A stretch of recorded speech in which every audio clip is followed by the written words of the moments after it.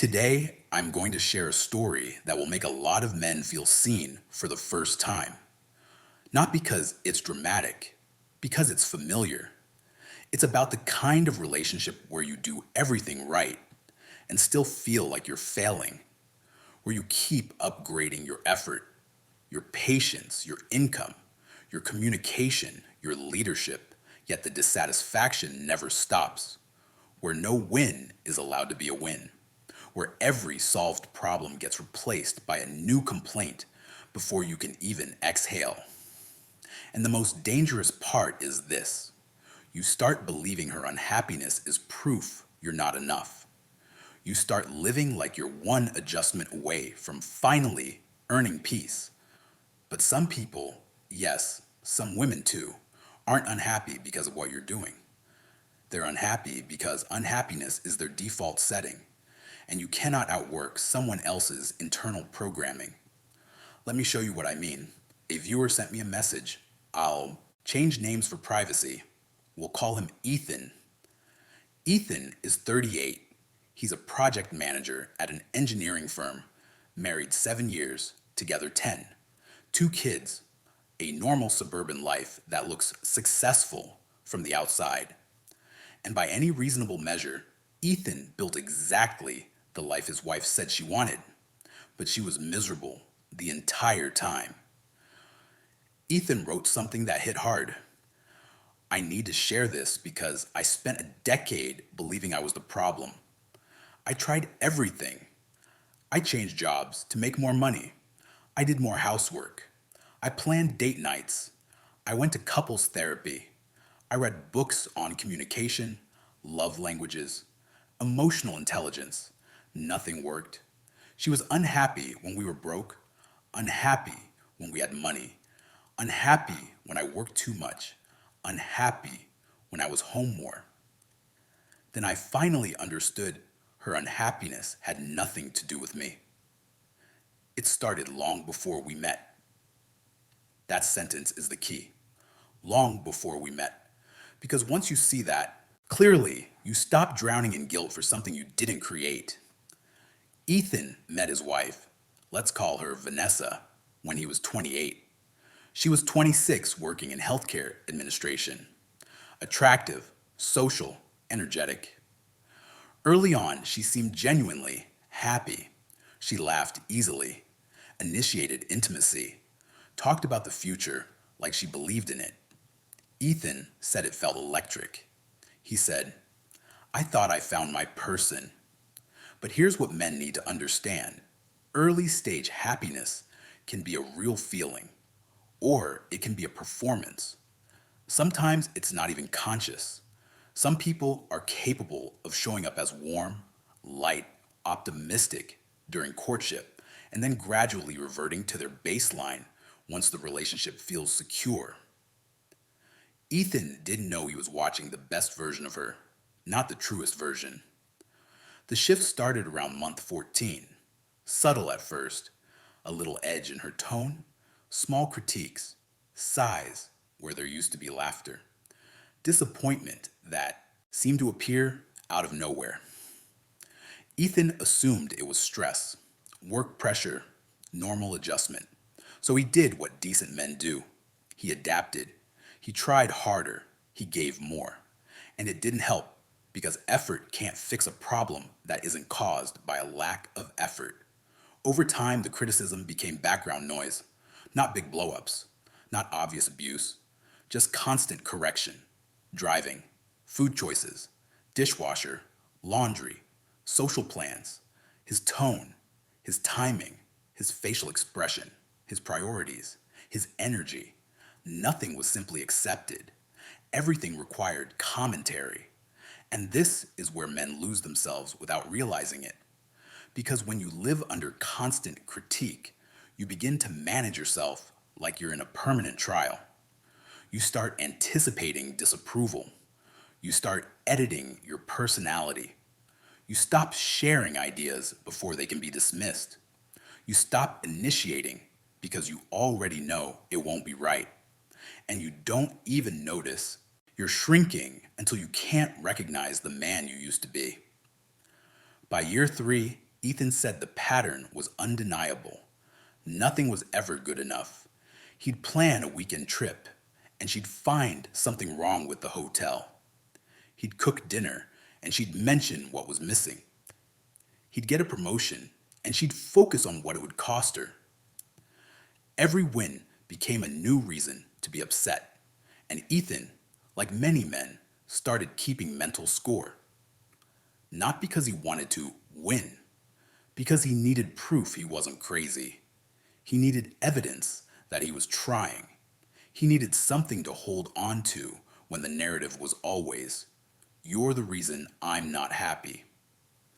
Then Ethan did something that should be required reading for men. He tracked the goalposts. He wrote the sequence down because it kept happening.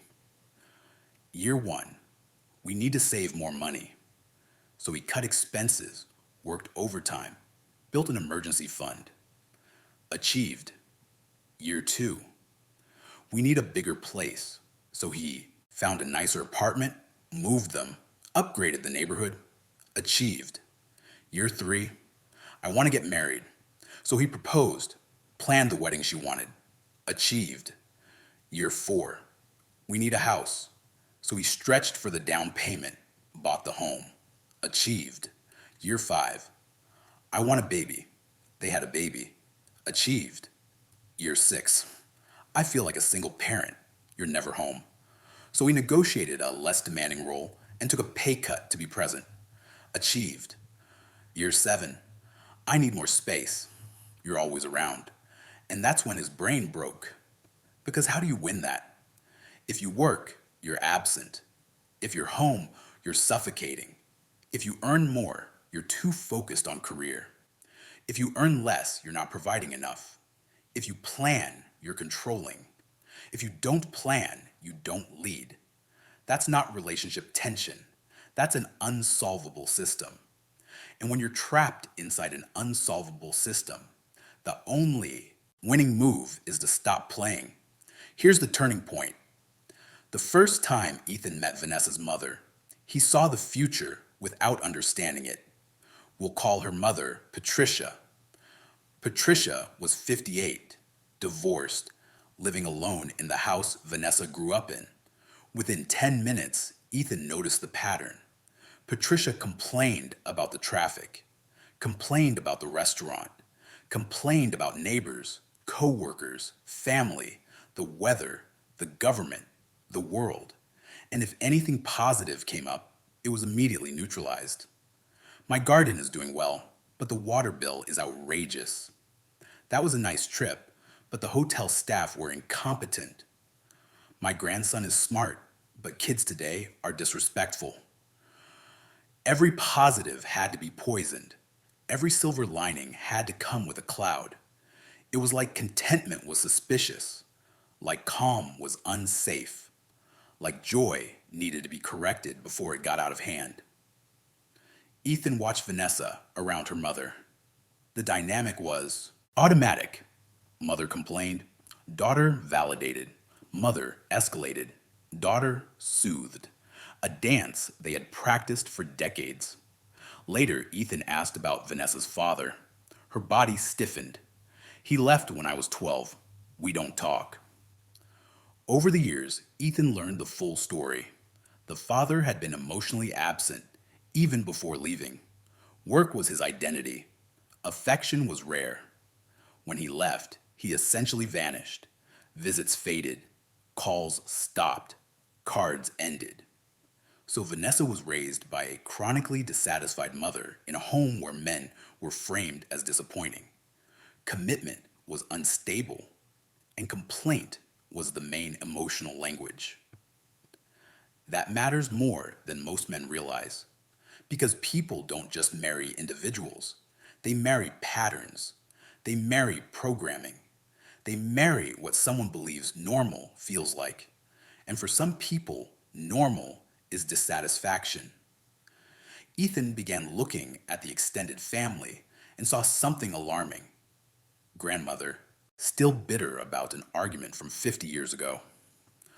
Aunt, divorced twice and still convinced every man is the problem. Cousin, in a relationship that's permanently unhappy, but somehow never ends. It wasn't just bad luck, it was a family culture, a multi generation habit of dissatisfaction. And here's the uncomfortable truth: when chronic dissatisfaction becomes the default, it doesn't matter how good the man is. A good man becomes just a bigger target. Because a dissatisfied mind will always find something to be dissatisfied about. If life is calm, it will create tension to feel familiar again. If the relationship is stable, it will search for danger to make it feel real. If the man is consistent, it will interpret consistency as boring. If he's ambitious, it will interpret ambition as neglect. It's not logic, it's emotional conditioning. Now, we need to add a layer most men miss: fantasy. Ethan noticed Vanessa consumed romantic media like oxygen. Rom-coms where grand gestures fix everything. Influencers selling curated perfection. Pinterest boards of dream homes, dream vacations, dream wardrobes. And that by itself isn't the issue. The issue is when fantasy becomes the standard for reality. Because then real life becomes a permanent disappointment. Ethan said, she watched a movie where the guy shows up with flowers and suddenly everything is perfect. And then she'd look at me like I was failing a test I didn't know I was taking. That is the fantasy reality gap, and it's deadly because you can't compete with fiction. Fiction has no bills, no fatigue, no kids crying at 2 a.m., no stress, no aging, no boring Tuesdays, no conflict. Fiction is clean. Real life is complex. So when someone's happiness depends on life feeling like a highlight reel, they will always be unhappy. And you become the person blamed for reality being real. Social media made it worse. Ethan watched Vanessa scroll and saw her mood shift in real time. A friend's vacation photos made her colder. A colleague's kitchen renovation triggered resentment. An acquaintance's anniversary post created a comment about what Ethan never does. She was comparing their behind the scenes to everyone else's performance, and she was always losing. Not because Ethan was failing, because the comparison itself is designed to make you feel inadequate. Ethan also noticed what he called the devaluation mechanism. Whatever Vanessa chased lost its value the moment she got it. Before the house was the answer. After the house, it was just a house with problems. Before the baby, a baby would complete the family. After the baby, it was exhaustion and sacrifice. Before the promotion, money would bring security. After the promotion, money came with more work and more complaints. This is critical. Some people are addicted to pursuit, not appreciation. They don't know how to be grateful. They only know how to want. So the moment they have something, it becomes ordinary, and their nervous system demands a new chase. That applies to men too. During the pursuit stage, Ethan was valuable. Once secured, he became a utility, a husband, a resource, a list of flaws. It's not that she stopped loving him. It's that she stopped valuing him the moment he became familiar. And men need to understand this. When someone devalues the people closest to them, it's not because those people got worse. It's because devaluation is how that person regulates their inner emptiness. If they can't feel okay inside, they try to fix it by finding something wrong outside. The strangest pattern came during genuinely good periods, when life was calm, finances stable, kids healthy, no major conflicts. Those should have been the happiest times.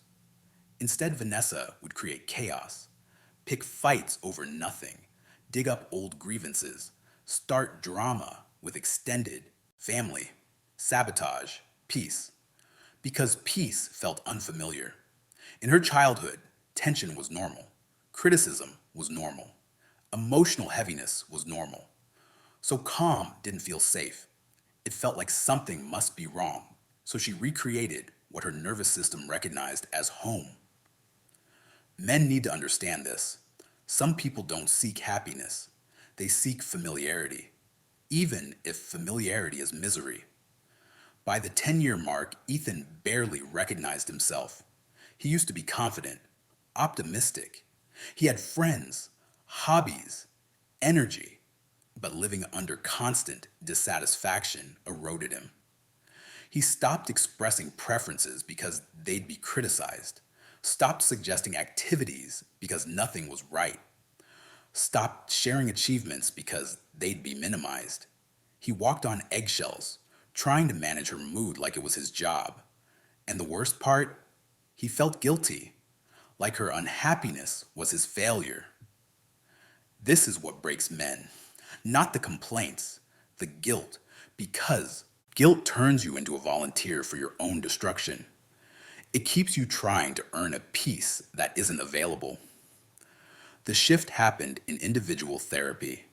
Ethan started secretly after couples therapy went nowhere. His therapist asked a simple question: was she happy before she met you? Ethan sat with it, and the answer was obvious once he looked honestly. No, she wasn't happy in her 20s. She wasn't happy in college. She wasn't happy in childhood. Her stories were filled with resentment, disappointment, dissatisfaction. Then the therapist asked, "Do you believe you can fix something that existed before you?" That question breaks the spell because it forces you to accept reality. You're not the source, you're the target. If you disappeared tomorrow, the dissatisfaction would remain. It would simply attach to something else: a new man, a new job, a new problem, a new complaint. That's when Ethan's guilt started to lift, not because he became cold, but because he became clear. And clarity is how men get their lives back. Now, I want to break down the psychology here in a way men can actually use, because the goal isn't to demonize women. The goal is to protect men from self destruction through misplaced responsibility. Here are the core principles. First, baseline happiness is largely internal. Circumstances matter, but not as much as people think. Some people are wired toward optimism, some toward pessimism. Childhood programming can reinforce that wiring. A person with a negative baseline can win externally and still remain dissatisfied. A person with a healthier baseline can go through hardship and still find peace.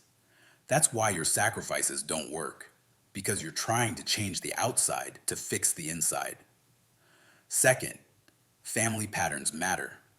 If her mother is chronically unhappy, bitter, critical, and she grew up validating that, the odds are high she will repeat it. Not because she's evil, because it's normal to her. It's her emotional language. Third, fantasy is a drug. If someone consumes curated perfection daily and uses it as the measuring stick, real life will always fail, and you will always be blamed for reality being real. Fourth, some people use complaint as identity. They bond through dissatisfaction. Their friendships are built on shared resentment. If they become content, they lose the identity and the social connection that comes from being the one who struggles.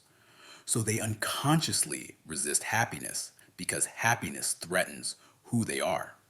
Fifth, you cannot love someone into accountability. A person only changes when they decide their patterns are costing them too much.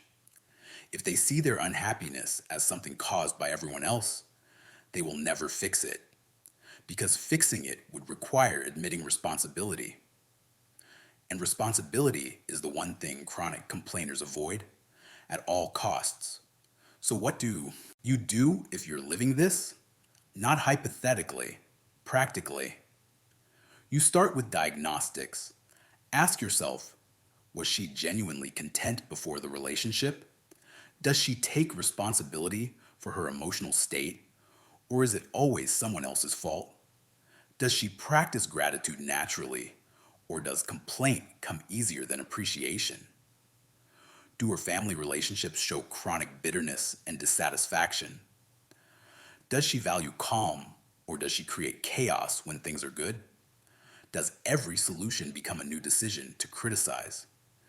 If the answer is yes across the board, you need to stop playing savior, because the savior role is a slow suicide for a man's identity.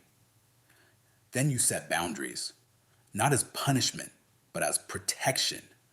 You stop over explaining. You stop chasing approval. You stop treating her moods like your job. You stop bargaining with your peace. You re enter your own life. Hobbies, friends, health, purpose. Not to teach her a lesson, to reclaim the man you were before you got trained into walking on eggshells. And you make one decision very clearly.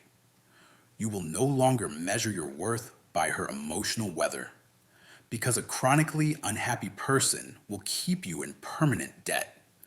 You'll always owe more effort, more proving, more fixing, and the debt will never be cleared. Ethan wrote something that stuck with me. I stopped trying to fix her. That changed everything. Not her, but me. That's the point. Some men stay and manage consciously, especially if kids are involved, but they stop sacrificing their identity. Some men leave because they refuse to spend their life feeding an unfillable void. Both paths can be valid. What's not valid is staying trapped in guilt, believing you can earn someone else's happiness through self-erasure, because you can't and you shouldn't. Let's bring this home with the hardest truth a lot of men need to hear. You cannot make an unhappy woman happy. Not with money, not with chores, not with dates, not with therapy vocabulary, not with endless patience. Because if unhappiness is her baseline, all you're doing is giving her better furniture inside the same burning house. The fire is internal, and only she can put it out. Your job is not to set yourself on fire trying to warm someone who refuses to build their own heat. Your job is to live your life with dignity, to be a father with presence, a man with standards, a human being who refuses to be turned into a permanent emotional punching bag. If you're listening to this and you recognize your own life in it, here's what I want you to take away. Stop confusing her dissatisfaction with your failure. Stop chasing a moving goalpost. Stop apologizing for not being able to fix what you didn't break. And start asking the question that saves men. Is this person capable of gratitude and peace? Because if they aren't, you can give them the world, and they'll still complain about the color of the sky. If you've experienced something like Ethan's story, where you kept giving and still felt like you were losing, share your experience in the comments. Not to attack anyone, not to start a gender war, but to put words on a dynamic that destroys men quietly. And if you want more clear, realistic psychology about relationships, boundaries, and protecting your peace, subscribe. Because men don't need more motivational slogans. Men need clarity. And sometimes clarity starts with realizing the problem was never that you weren't enough. The problem was that you were trying to fill a space that was never yours to fill.